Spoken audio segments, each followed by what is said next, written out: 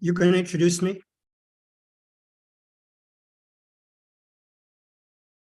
So, good evening to our listeners in East Africa, and good morning to our listeners in America, and also good evening to those who are listening to us in Asia.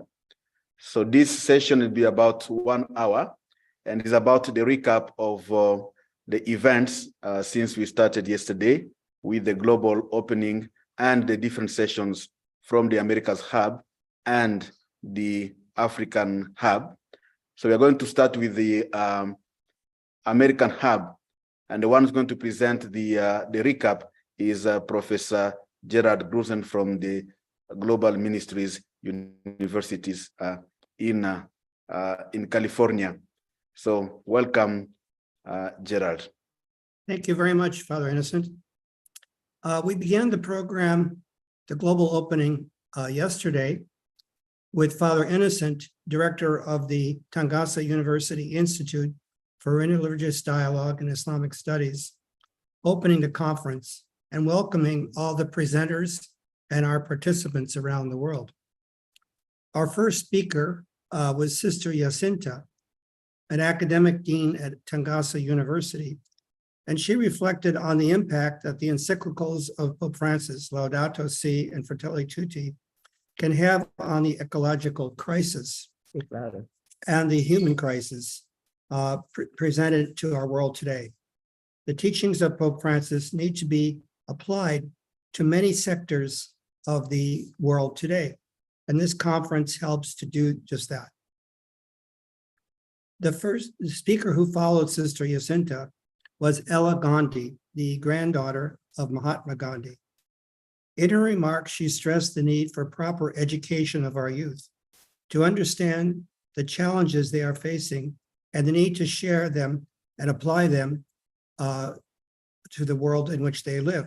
These teachings are in harmony with the teachings of Pope Francis, and particularly on Fratelli Tutti and Laudato Si in regard to the environment. She stressed the need for ecological stewardship of the Earth's resources and a more equitable distribution of these resources between the global North and the global South. The inequities in the world today need to be resolved in order to build a more just and equitable and peaceful world. She also stressed the value-based education as a way to implement these goals. Instead of just teaching facts, we need to also teach values throughout our educational system based upon compassion, equity, and inclusion of marginalized people into the whole of society. All stakeholders must take part in this inclusionary philosophy for the health of our planet and our common home. By Sheikh, a board member of Religions for Peace in the UK and a representative of the Sikh community in the UK, followed Ella Gandhi. He stressed the need for religious and secular organizations to form partnerships to solve the present ecological crisis. He emphasized the role of interreligious understanding and social activism to deal with the manifold challenges we have as a human and a planetary community. These partnerships between the religious sector and the secular sector can help to magnify the teachings of Pope Francis in Laudato Si and Fratelli Tutti. He serves as also a interlocutor between the Sikh community and Roman Catholic community in the UK. Gerald Grudzen, president of Global Ministries University, presented the historical background for GMU's involvement in interfaith programs, beginning with the establishment of GMU after the 9/11 attack in New York in 2001. GMU has been involved in interfaith education in the coastal region of Kenya since 2012. GMU provided the initial leadership for establishment of the U.S. hub for this conference and publication of the proceedings in the U.S. following the first conference and will also do so after the conclusion of this conference. Father Pauline Kubuya gave the principal address for the opening of the conference. He gave a detailed summary of both Laudato Si and Fratelli Tutti and how to apply these encyclicals to our contemporary world. His final statement about the role of the giraffe in seeing far and leading others to safety was a wonderful analogy for Pope Francis in providing leadership for our common home today. One of the major themes was the need for ecological conversion in his talk. It was a wonderful way to explicate these encyclicals and show how they are relevant for our problems today. I'll now turn over the summary to Marita Grudzen, who will take it up from here.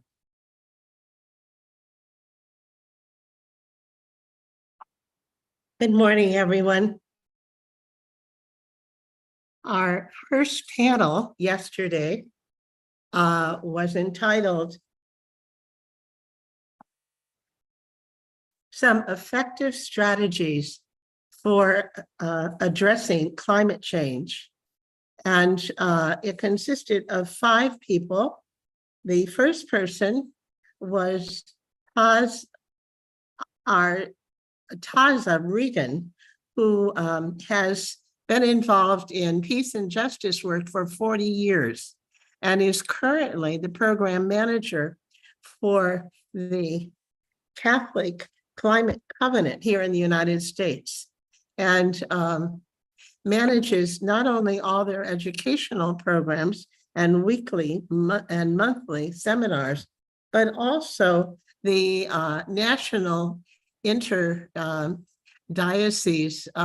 planning group, which consists of about 20 dioceses within the United States who are actively implementing Laudato Si. The first panelist was Dr. Rick Moody, who spoke to aging and the climate change. And some of his emphases, first of all, Dr. Rick Moody comes from 50 years involvement with the primary aging organizations in the United States, including AARP, the American Association of Retired Persons, the American Society on Aging, the Gerontological Association of America, and he's written several books. He's currently writing a book on aging and Laudato Si. He spoke of hope, and that was one of the themes of this panel, being a verb with its sleeves rolled up. He emphasized that there are 3 core elements to the successful environmental movement, and those are solidarity, sustainability, and stewardship. He spoke of particular elders such as Jane Goodall, who he has interviewed, and who are embodying the way forward in this era of climate crisis. He talked about the need for a deep ecology, which integrates many aspects of our daily lives and our business and governmental systems. The second speaker was Kala Jacobs, who actually is employed by Catholic Climate Change as well, and Catholic Climate Covenant, in particular to mobilize youth. And she has developed different leadership programs for students in high school, as well as a youth summit, and that prepares students to continue their climate change work after high school. She's also working to develop training for mentors in high school and intergenerational programs that brings youth and older adults together. The third presentation was by Pon Ngo Ban, who is from Cameroon, but who has also interacted and is active with an organization here in the United States called Economic and Environmental Coalition. Ngo founded Health for a Better Future. And he's the founder and director of that in Cameroon. He has a consultative practice with the United Nations Economic and Social Council, and he's had that since 2020. The goals of his program in Cameroon are to advance the rights of women and girls, to help end hunger, to enhance health, and to engage youth. There is an ongoing crisis in Northwest Cameroon where the women and girls are relying on kerosene lamps and kerosene to feed their stoves for cooking, and also to cut down wood, which is resulting, of course, in deforestation. Women and girls experience pervasive unfairness there in Cameroon. And he has developed a training program with solar panels, whereby he is training women and girls to build solar panels and to integrate them into their community as a source primarily of electricity. And he has been effective in doing that, and actually in developing entrepreneurs among the young women and girls who are becoming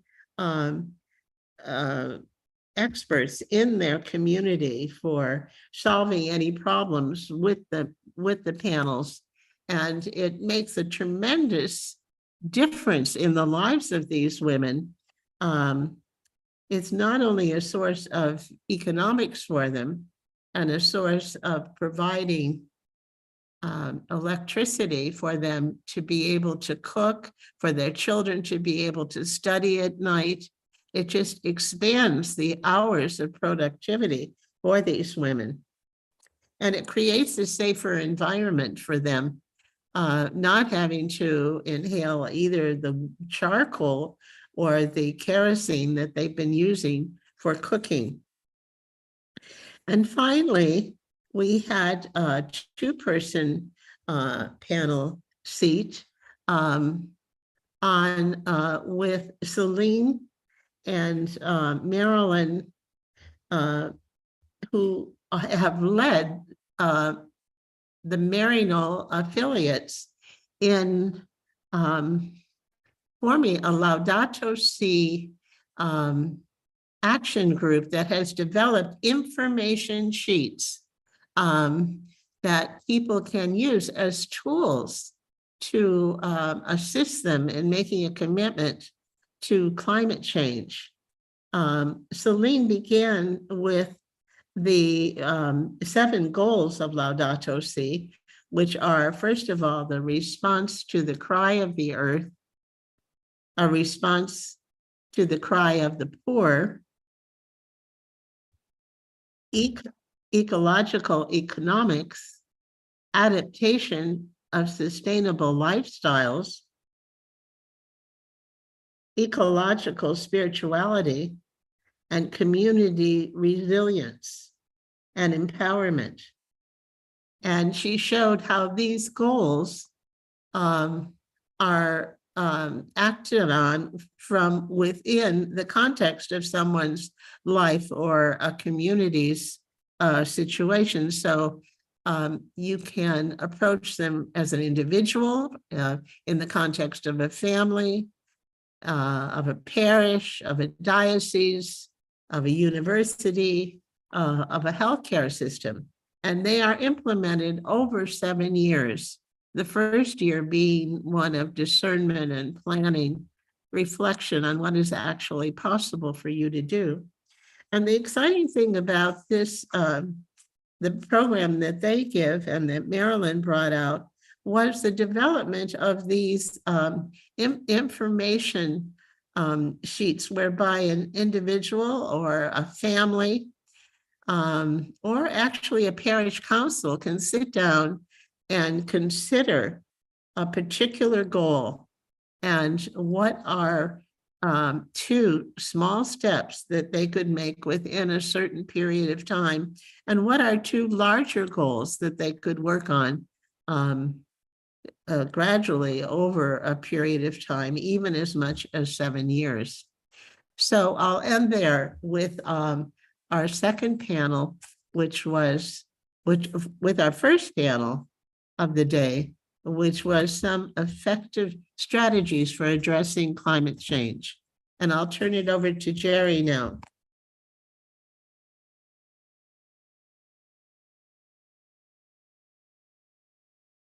Our next panel was led by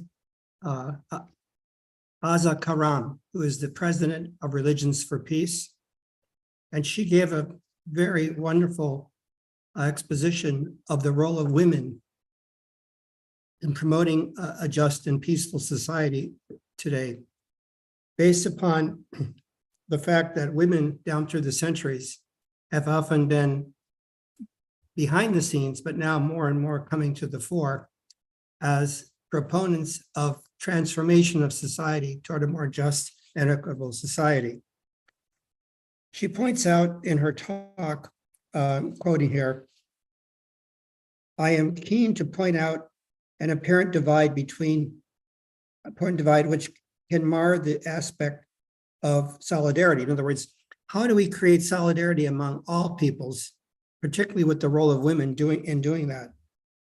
She says, between women who are committed to fighting any and all forms of injustice, and this is prevalent in East and West, North and South, in all hemispheres of the world, a divide between those who believe in rights based on the divine, the creator, and those who insist on rights guaranteed by secular paradigms.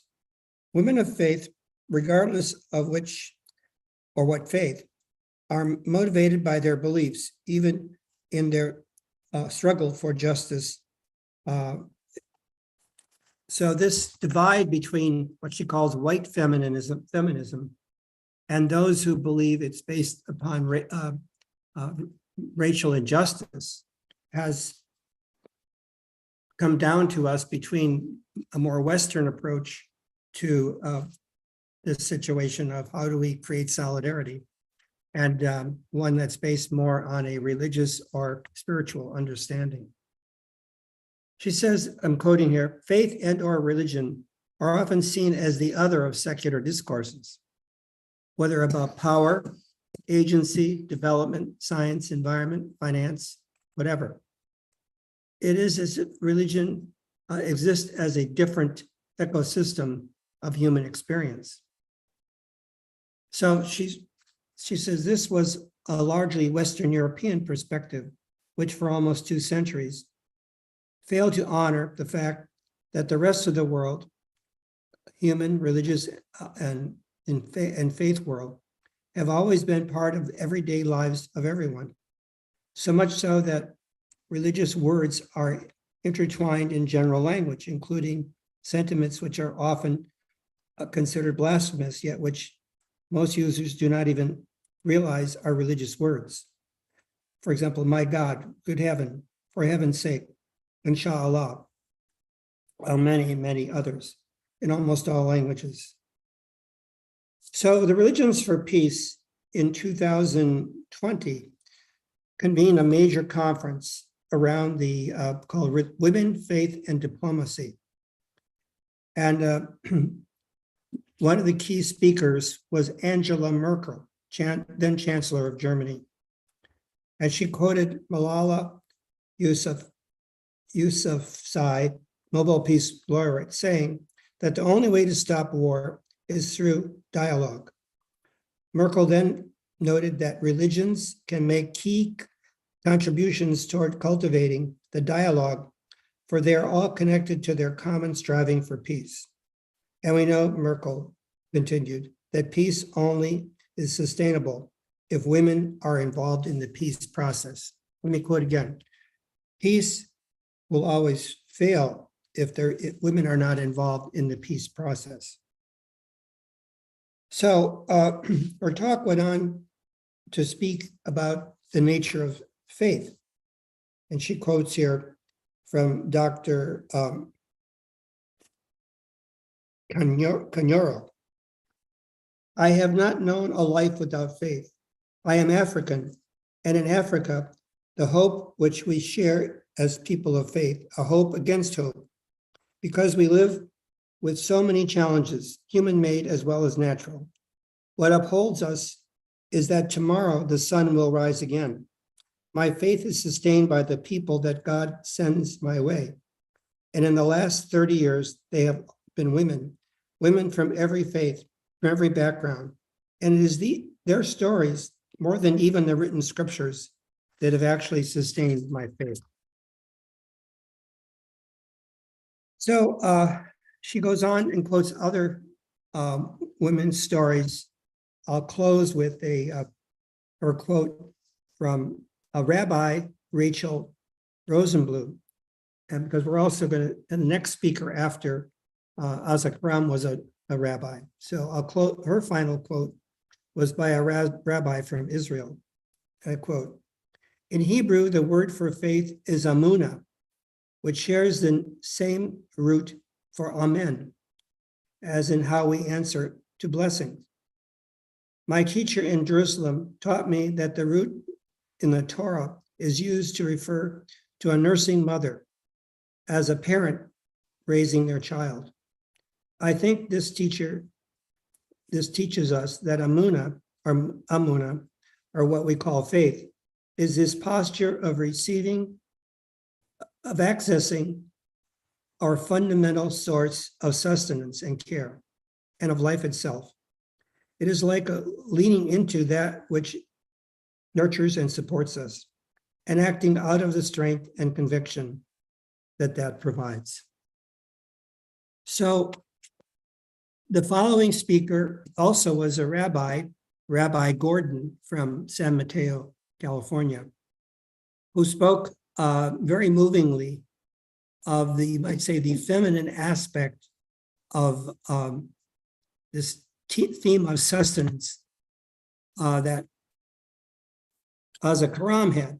And she told the story of a psychologist that she has counseled and who was in a seminar with her on the sacred scriptures, who was facing a death, possible death because of surgery, and how together they realized that the whole of life is basically a gift, and that the presence of the divine in our life is there at every moment of our life. And this is, again, another aspect of the feminine aspect of the scriptures that she pointed out, that God is both male and female. And so she quoted various portions of the scriptures to show that the feminine is just as important, this concept particularly of wisdom in the scriptures of the Hebrew scriptures, does tend to lead to the idea that, or the experience of the feminine. And we know that we have these both masculine and feminine characteristics of the divine that are present throughout our sacred scriptures. So I'll close there and turn it over to Marita again.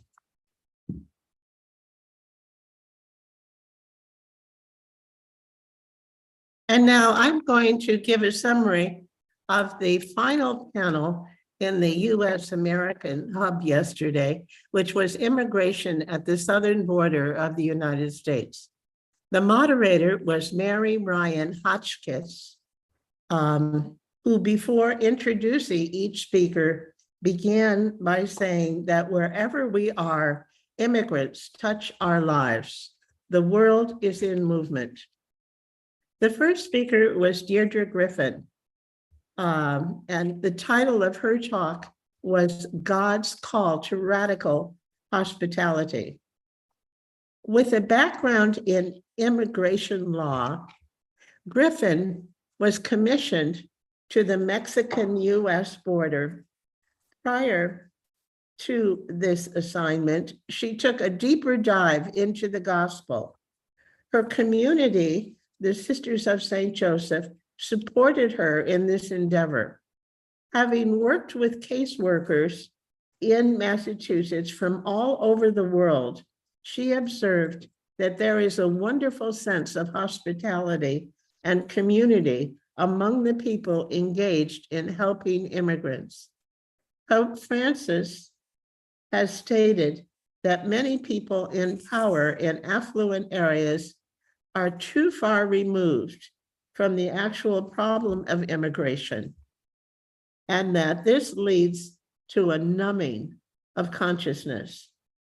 Her work in El Paso, Texas, provides guests with shelter, food, assistance in contacting family members for support.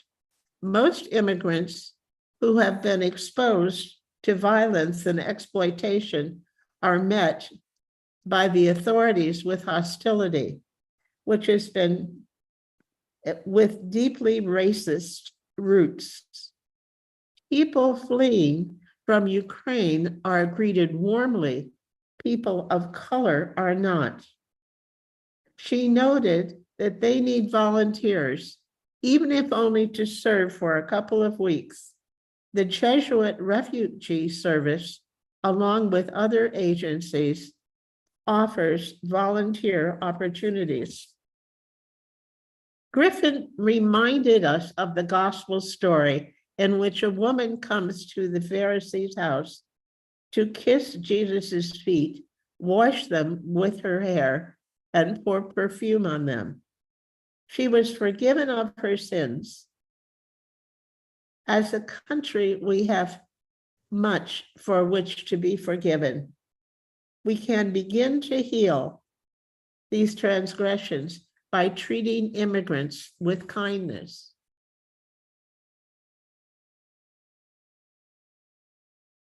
The second speaker was Heidi Cerneka, and she spoke to the topic, a tip of the iceberg, why immigration at the US border is not the real issue.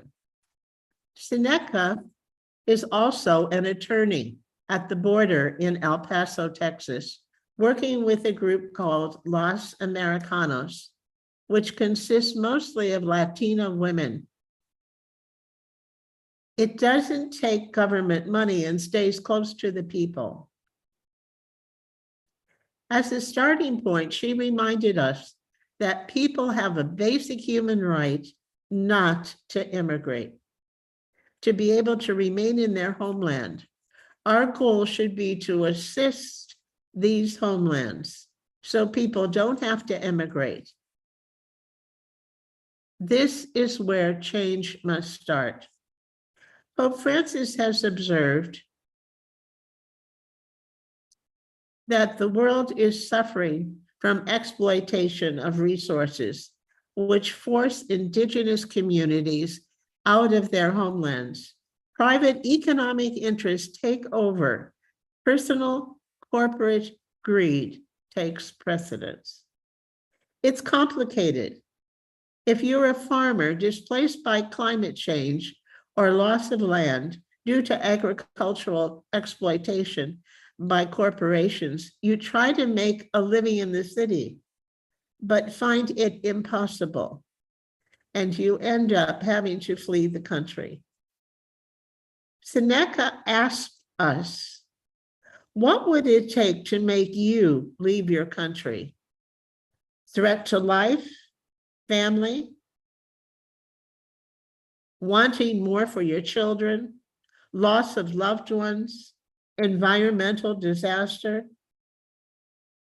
Who's affected by our choice to buy a new tea kettle, a new pair of jeans, fresh blueberries all year?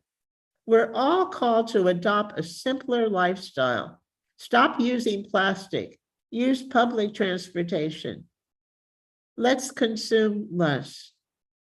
Care less about more and more about sharing. The gospel calls us to change, to share. We need to challenge one another to do better, to listen, to understand. The third speaker was Dr. Anthony Pino. His title was The Roots of Compassion in Islam, the Commitment to Displaced Humanity. What does Islam have to do with the border crisis? That was my question as a student of Islam. Pino suggests that American attitudes need to be informed by Islamic thought. Islam has deep roots in US history. Jefferson was a supporter of the right of all citizens to practice their religion. He even owned a copy of the Quran. George Washington had Islamic slaves that he freed in his will.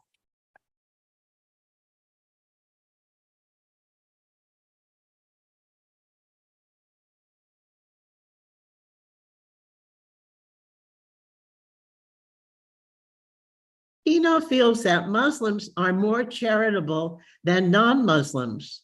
The Quran stresses a charitable ethic. Islam has taken hold in the American culture and society. Muslims have been elected to Congress. They are featured in our entertainment, literature, etc. Pope Francis met recently with the Grand Imam in Egypt.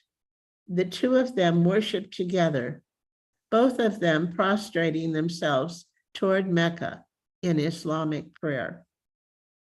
Our border policy should follow Islamic thought, stressing love and generosity more closely. And our final speaker was Catherine Davies Samway. Her title was Undocumented Immigrants in Oakland. We live in a country that hates us, but benefits from our labor. We belong here, end of quote. Many immigrants voluntarily turn themselves in at the border and ask for asylum, but these requests are often ignored or delayed for months or years. Many children, as we know, were separated from their parents during the Trump administration. There are some who still have not been reunited with their families. Many people came in on visas, but stayed beyond their expiration and must be constantly on guard. They're constantly aware of the repercussions if they're picked up by ICE. They can be imprisoned or deported, maybe to a country where they've never lived. US foreign policy and actions over the decades have played major roles in the problems of emigration and immigration. US interventions around the world since World War II have almost always been in support of large corporations or authoritarian governments. For example, Allende in Chile, US supported a coup in support of Pinochet to remove him. These interventions, wherever they occurred, have resulted in large displacement of people. We need to stop interfering in other countries and should welcome immigrants to our shores. That's the end of her talk. Thank you. So thank you very much, Gerald and Marita for that beautiful and nice recap of what happened during the opening of the conference, and also for the Americas Hub for the first day. So, it's now my turn to present the recap from the Africa Hub, which is based in Nairobi in Kenya. So I will also begin by giving some of the highlights of the opening remarks by those who graciously accepted to be part of the opening ceremony. The first opening remarks were from Sister Jacinta Adhiambo, the Deputy Vice Chancellor, Academics and Student Life from Tangaza University College in Nairobi. Tangaza University College chairs the Global Interfaith Conference on Fratelli Tutti. Sister Jacinta used an African proverb which says, if you want to walk fast, walk alone. If you want to walk far, walk together. This is well said, in line with the theme of the conference, walking together in the light of Fratelli Tutti and Laudato Si. She said that Fratelli Tutti is a good strategy to building together a better, more and just peaceful world. Most of the social ills have been created by human beings. So she invited all participants at this conference to break the culture of building walls and reach out to each other. The second remark was from the president of the Global Ministries University and co-chair of the Global Conference on Fratelli Tutti, Professor Gerald Grudzen, who said that the Global University Ministries was founded after the 9/11 attacks in the USA in order to foster interfaith dialogue. Since then, the Global Ministries University has collaborated with different institutions, both religious as well as academic, across the world, in order to foster a mutual understanding among believers of different religions. The third remark came from Honorable Ella Gandhi from South Africa, who focused on the existing inequalities. For Ella Gandhi, education and knowledge are key in addressing some of the pressing issues affecting our humanity. Knowledge is power, she said, that helps us make informed decisions. The understanding of how things and systems work is an important part of education. The fourth remark was from His Excellency Bai Singh from the United Kingdom. He said that we all have, as human beings, a latent potential to do good. God is the source of all good. He is the divine source which sustains creation. God is in all creation, and all creation is in him. We need to learn from religion as opposed to learning about religion. We must realize that collaboration and working together is essential. His Excellency Bai Singh referred to the 1997 document on Universal Declaration on Human Responsibilities, which recognizes the inherent dignity of the equal inalienable rights of all members of the human family as the foundation of freedom, justice, and peace in the world. This implies obligations and responsibilities. He said, now is the time to walk the talk. Forgiveness and reconciliation must be part of our efforts towards justice, harmony, and sustainable peace. The keynote address was presented by Reverend Father Paulin Batairwa, who is the Undersecretary in the Dicastery of the Interreligious Dialogue in Rome.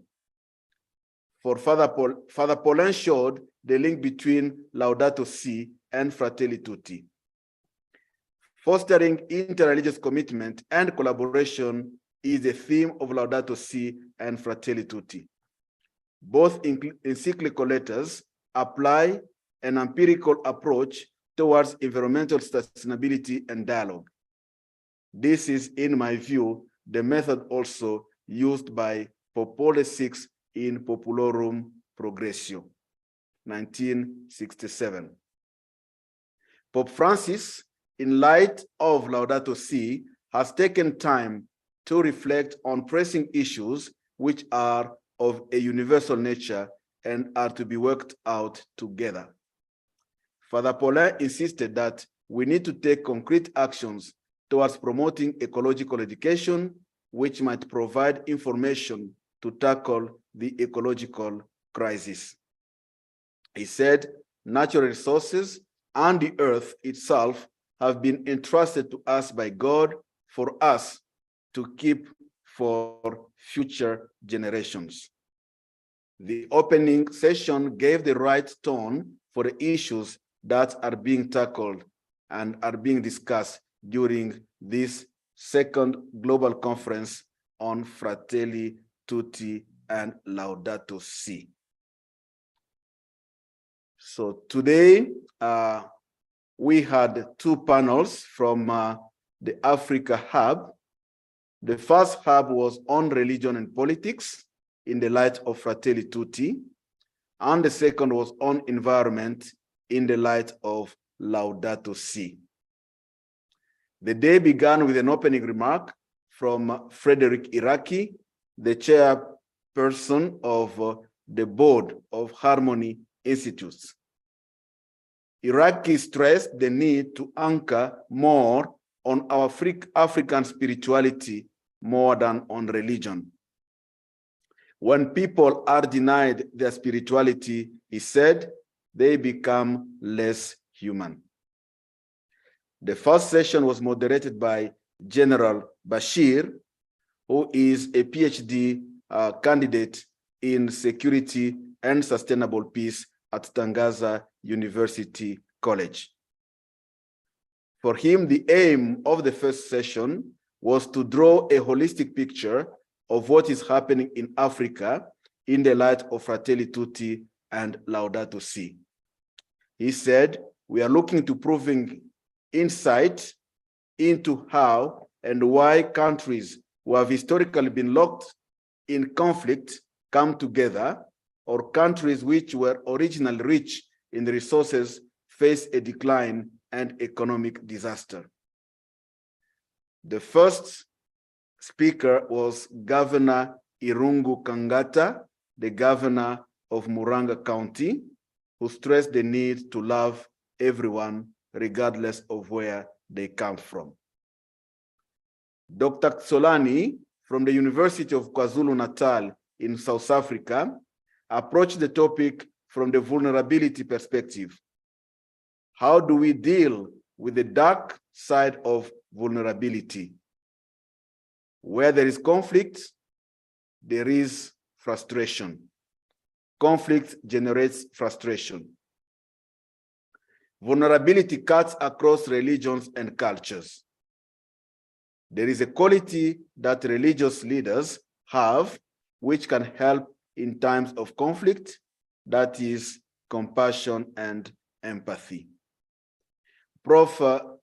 Nyachoga from the Catholic University of Eastern Africa looked at the nexus between religion and politics. How can religion address the structural injustices and protect the vulnerable? He invited the participants to explore the religious full contribution to Africa. Unfortunately, he said, African religious values have less and less promoted a more inclusive and more equitable and just society for the dignity of the African people. We cannot separate religion from politics. Africans should realign African religious values by creating inclusive and equitable societies. Rahma Gulen, a Muslim human rights activist, said that human rights play an important role in shaping the political landscape. Fraternity guides us in examining our personal and social lives. Issues of interreligious dialogue are closely related to issues of humanity and human fraternity. The second panel was on environment with focus on Laudato Si and was moderated by Dr. Ali Adam from Umma University.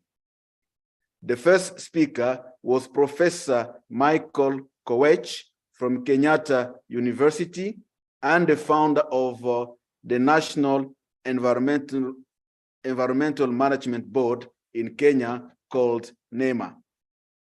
Professor Kowech said that religion plays a crucial role in management of climate change. Religious faithful are urged to treat nature as they would like to be treated with care. The second speaker was Dr. Anna Omambia from the National Environmental Management Authority, who stressed that state corporation has the mandate to exercise general supervision and coordinate all matters related to environment. She said policies and institutional frameworks exist, but what we need is a change in perception, attitude, and behavior towards environmental management. The third speaker was Dr. Joram Tarusasira from Zimbabwe, who is a professor at Groningen University in the Netherlands. He said that more understanding is required beyond technical knowledge and technical reports on the relationship between climate change in Africa and conflict.